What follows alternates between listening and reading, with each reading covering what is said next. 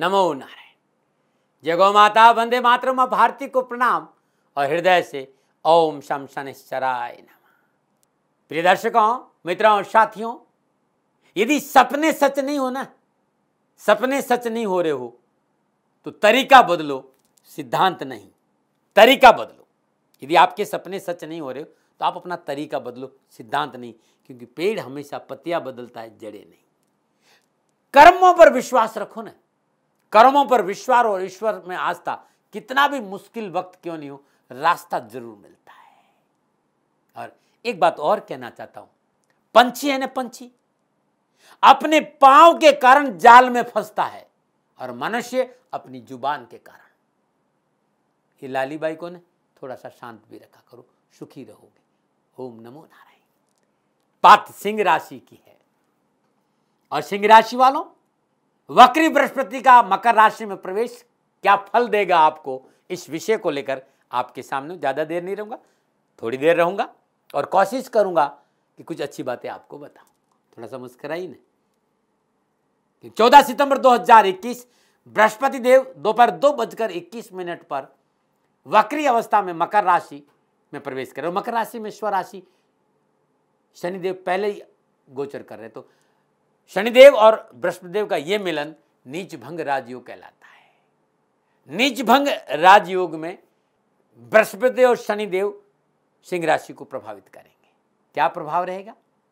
क्योंकि 14 सितंबर 2021 तक, 14 सितंबर 2021 तक, क्योंकि 14 सितंबर 2021 से लेकर 20 नवंबर 2021 तक धनिष्ठा नक्षत्र में बृहस्पति रहेंगे। धनिष्ठा नक्षत्र मंगल का नक्षत्र और मंगल और बृहस्पति की मित्रता है।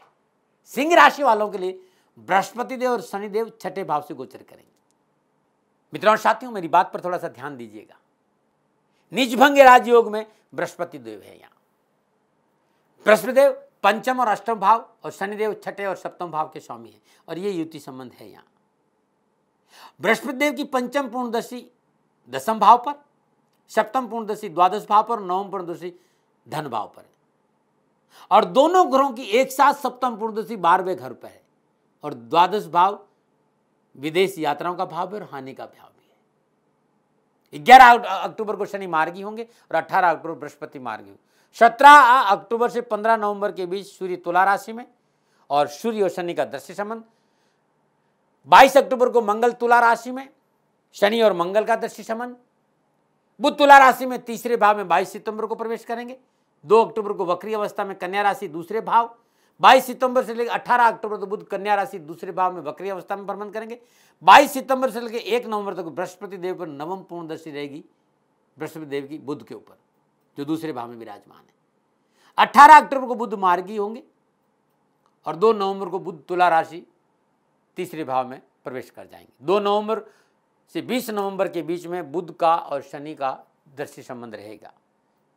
2 अक्टूबर को शुक्र वृश्चिक राशि में चतुर्थ भाव में और 30 अक्टूबर को धनु राशि पंचम भाव में संचरण करेंगे। ये था सिंह राशि वालों के लिए ग्रहों का संचरण, ग्रहों का विराजना, ग्रहों का गोचर में भ्रमण। अब इसका प्रभाव सिंह राशि पर क्या रहेगा?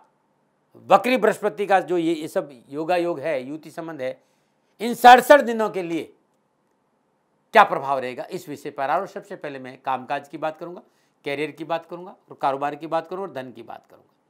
सिंह राशि वालों के लिए बृहस्पति देव अष्टम भाव का स्वामी होकर छठे भाव में नीच भंग राजयोग में संचरण करें। सिंह राशि वालों के लिए 2 राजयोग लाभ मिलेंगे, एक विपरीत राजयोग और दूसरा छठे भाव में उनका नीच भंग वक्री होने से जो बन रहा है, नीच भंग राजयोग और विपरीत राजयोग मिलेगा। दूसरा, ये मेरा अनुभव है, कोई दावा नहीं। बृहस्पति सिंह राशि वालों के लिए अच्छा संकेत लेकर आ रहे हैं। छठे भाव में विराजमान बृहस्पति अपनी सप्तम पूर्ण से व्यय और विदेश भाव को देख रहे हैं। नौकरी वालों और व्यवसाय वालों के लिए, जो बाहर काम करना चाहते हैं, उनके लिए तो बहुत अच्छा समय है। 9वीं दृष्टि वाणी पर है, कुंड पर, धन भाव पर है, यहां पर भी आपके लिए अच्छा रहेगा। सिंह राशि वालों के लिए कारोबार, व्यवसाय, कामकाज के दृष्टिकोण से बृहस्पति देव का मकर राशि में प्रवेश लाभ का संकेत दे रहा है। कारोबारी और व्यवसायिक बाधाओं से छुटकारा मिलेगा। व्यवसाय में मनोनुकूल साझेदारों की प्राप्ति होगी, कार्य में सफलता मिलेगी। जिस तरह के घर योगा होगी, मनोनुकूल शुभ समाचारों की प्राप्ति होगी और मन प्रफुल्लित और प्रसन्नचित रहेगा। रुके हुए धन की प्राप्ति होगी, रुके हुए काम बनेंगे, व्यवसाय विस्तार का अवसर मिलेगा। सेना, सुरक्षा, पुलिस, चिकित्सा, जमीन जायदाद, property sale and purchase, insurance, banking, इस क्षेत्र में पौ 12-25 है। यदि आप नौकरी में है तो ये समय आपके पूर्णतः लाभदायक। नौकरी में कार्यस्थल पर आपकी साख बढ़ेगी, लाभदायक जिम्मेदारियां मिलेगी और सहकर्मियों और उच्च अधिकारियों का पूर्ण सहयोग प्राप्त होगा। 15 सितंबर से 18 अक्टूबर का समय आपके लिए अच्छा है, विशेषकर उन लोगों के लिए जो आध्यात्मिक साधना की ओर अग्रसर हो रहे हैं, या फिर आप व्यवसायी है, जैसे इलेक्ट्रॉनिक का कारोबार है, कंप्यूटर का कारोबार है, कागज का कारोबार, प्रिंट मीडिया, कपड़े का व्यवसाय, मेडिकल का व्यवसाय, तकनीकी कार्य, कोई भी आप मैन्युफैक्चरिंग करते हैं, उसके लिए विशेष आर्थिक सुदृढ़ता का संकेत देगा सिंह राशि वालों को। यदि आप ठेकेदारी में जमीन जायदाद बेचने और खरीदने का, रियल एस्टेट का काम करते तो भी तब भी आपके लिए कोई ज़्यादा खतरा नजर नहीं आ रहा। देवगुरु बृहस्पति और शनिदेव की कृपा से आर्थिक धन को उसमें वृद्धि होगी, शत्रु पक्ष से छुटकारा मिलेगा, कानूनी मसलों में सफलता मिलेगी। लंबे समय से चले आ रहे कानूनी मसलों में राहत महसूस करेंगे, परंतु व्यवसाय में कर्मचारियों की वजह से परेशानी का संकेत नजर आ रहा है, इस बात पर ध्यान देना होगा। काम काज का बोझ मन को विचलित कर सकता है, धैर्य और संयम से काम करें। अनावश्यक खर्चों पर भी अंकुश लगाना चाहिए। पारिवारिक दृष्टिकोण से बात करूं तो पारिवारिक जीवन खुशियों से भरा रहेगा, पारिवारिक जीवन अनुकूल रहेगा, दाम्पत्य सुख बढ़ेगा, शादी विवाह के मसले हल होंगे, परिवार के साथ शांतिपूर्ण पैतृक संपत्ति का निपटारा होगा और पारिवारिक सदस्य, मित्र और रिश्तेदारों का सहयोग मन अनुकूल रहेगा, परंतु वैवाहिक मर्यादाओं का पालन बहुत जरूरी। इस समय रिश्तों में पारदर्शिता और पवित्रता रखना बहुत जरूरी। जीवन साथी के साथ टकराव की स्थिति पैदा नहीं होने दे। रिश्ते नातों की वजह से बिना वजह का तनाव मोल नहीं ले। जो आप आसपास के आपके रिश्ते हैं, नाते हैं, उनको लेकर आप तनाव नहीं ले। इनकी वजह से आप इन दिनों में कुछ असहज और अशांत रह सकते हैं, बाकी आपका समय अनुकूल है। पारिवारिक रिश्तों में प्रगाढ़ता आएगी और समय अच्छा रहेगा। आप विद्यार्थी, आप युवा हैं तो नौकरी का क्षेत्र, कैरियर का क्षेत्र, शिक्षा का क्षेत्र, उच्च शिक्षा का क्षेत्र, हर दृष्टिकोण से सिंह राशि वालों के लिए बृहस्पति का ये राशि परिवर्तन बाधाओं से मुक्ति का संकेत दे रहा है।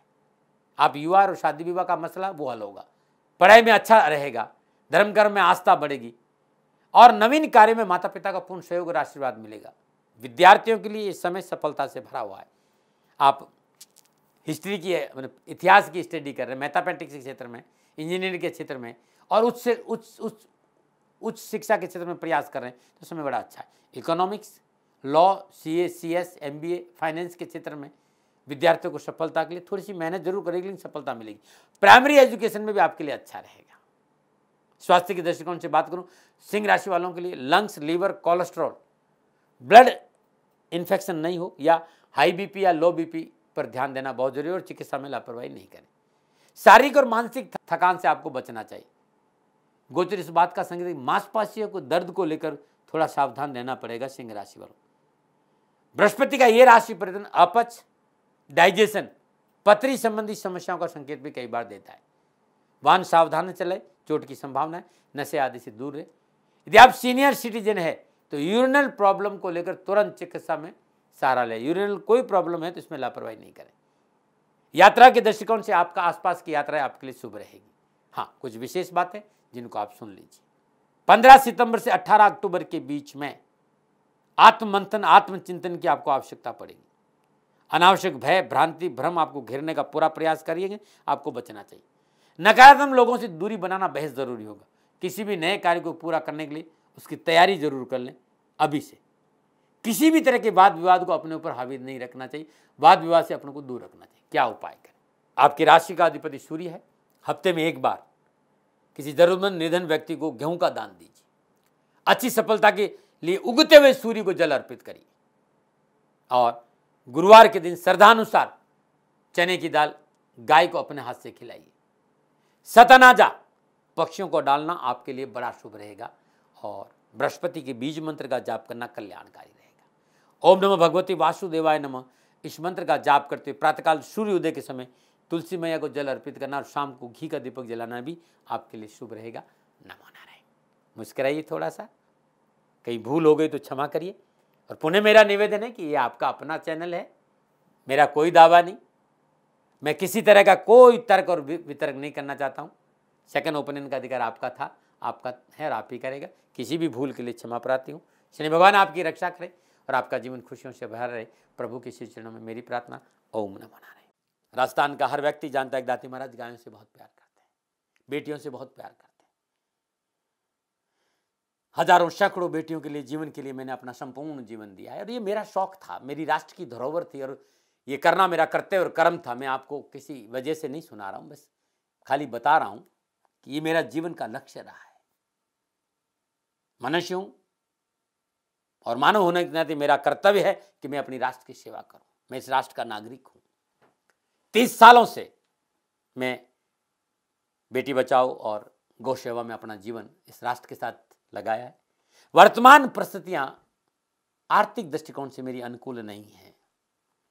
धन नहीं मांग रहा हूं कि मुझे आप पैसे दीजिए, नहीं, पहले भी कभी नहीं मांगा और अब भी मैं नहीं कह रहा हूं। और ये मेरा अहंकार नहीं है, क्योंकि धन को लेकर मैं राष्ट्र के सामने कभी नहीं आया था। हमेशा मैंने एक आख साहब सेवा करी, आप, मैं भी सेवा करता हूं, आप भी सेवा करें। धन नहीं चाहिए, लेकिन वर्तमान में जो आर्थिक परिस्थिति हैं वो मेरे को ये कहने के लिए मजबूर कर रही है कि सन्निधान गौशाला की गायें दुखी नहीं रहे, इसके लिए मुझे आपका सहयोग चाहिए। और सहयोग के लिए मैं स्वयं आपके साथ खड़ा हूं, आपकी समस्याओं के समाधान के लिए। भाई, आप अपनी जन्म कुंडली का अवलोकन कराना चाहते हैं, आप अपनी जन्म कुंडली बनाना चाहते हैं, आपको बहुत सी चीजों की जानकारी चाहिए, तो मैं आपके साथ खड़ा रहूंगा, पूरे साल खड़ा रहूंगा, जब तक जीऊंगा तब तक खड़ा रहूंगा।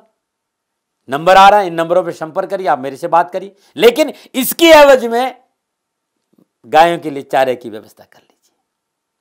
और इसीलिए मैंने कहा था कि भाई थोड़ा दिन, इस समय मैं परेशानी में हूं और मेरी गायें चारों को लेकर थोड़ी सी परेशान हैं। ऐसा हृदय से आया, लोगों ने कहा कि राष्ट्र आपसे प्यार करता है दाती महाराज, एक बार निवेदन करिए। तो मैं दान नहीं मांग रहा हूं, फिर भी मैं अभी भी, मेरा ये अहंकार नहीं है साथियों, मेरा राष्ट्र सर्वोपरि है। मैं ये नहीं कह रहा हूं, मैं ये कह रहा हूं मैं परिश्रम करूंगा आपके लिए, और परिश्रम के एवज में गायों के लिए चारे की व्यवस्था करिए। शनि भगवान आपकी रक्षा करे और आपका जीवन सदा खुशियों से भरा रहेगा, ऐसा मेरा निवेदन। और वे लोग जो सक्षम है, सामर्थ्यवान है, और जिन्हें दाती महाराज के ज्योतिषीय समाधान की आवश्यकता नहीं, तो उनको मेरा प्रणाम। क्योंकि बहुत से लोगों को मैंने देखा है पिछले 1 महीने में, लगभग 20 से 25-50 लोग ऐसे भी हैं जिन्होंने सन्निधान गौशाला में 2100 रुपया चारा कर दिया है। मैं उन सब के प्रति अपना आभार प्रकट करता हूं, और यह सहयोग में जीवन भर याद रखूंगा। मित्रों, समय ऐसा है कि मेरी परिस्थिति आर्थिक दृष्टिकोण से अनुकूल संकेत नहीं दे रही है, इसलिए मैंने राष्ट्र से कहा कि सन्निधान गौशाला में परेशानी नहीं चाहिए। सरकार सपोर्ट कर रही है, अपनी सीमाओं में रहते हुए जो सरकार करती है, लेकिन उससे पूरा नहीं पड़ता है, ये आप भी जानते हैं। शासन की अपनी एक सीमा है और अपनी मर्यादा है, और शासन के पास और बहुत से काम है। लेकिन फिर भी मैं आप सभी का धन्यवाद देते हुए हृदय से पुनः एक बार निवेदन करना चाहता हूं कि आपको लगता है कि दाती महाराज के साथ सन्निधान गौशाला में खड़ा रहना है, तो नंबर है, जरूर सहयोग करें। मेरा कोई दबाव नहीं है, प्रार्थना थी। ओम नमो नारायण, ओम नमो।